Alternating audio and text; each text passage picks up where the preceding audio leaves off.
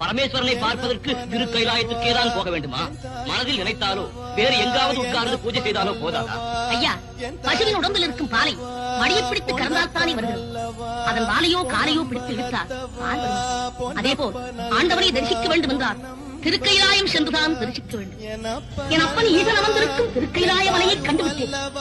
என் கண்பட்ட பெயரை அறிந்து விட்டேன்.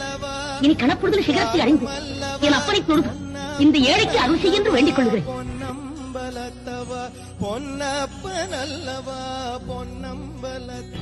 இது என்ன சோதனை? படிகளெல்லாம் சிவலிங்கமாக காட்சி வருகின்றது. இறைவா, பார்க்கவிடமெல்லாம் உன் வடிவமாக அமைத்து விட்டார். நான் எப்படி படியேறி வரப் போகிறேன் என்று பார்க்கிறாயா? எங்கும் நீயே நிறைந்திருக்கிறாய் என்பதை எனக்கு எடுத்துக்காட்டு. இங்கு ஒரே வடிவமாக உயர்ந்து காட்சி அளிக்கிறாயா? ஒருக்கா இப்படியெல்லாம் சொல்லித்தார். நான் திரும்பி போய்விடுவேன் என்று எண்ணிவிட்டாயா? உன் வடிவங்களை நீ இங்கிருந்து அகற்றினாலும் இனி நான் படிகளில் காலால் நடந்து வருவதாக என் தலையால் நடந்து வந்தாலும் உன்னை ரசித்தேன்.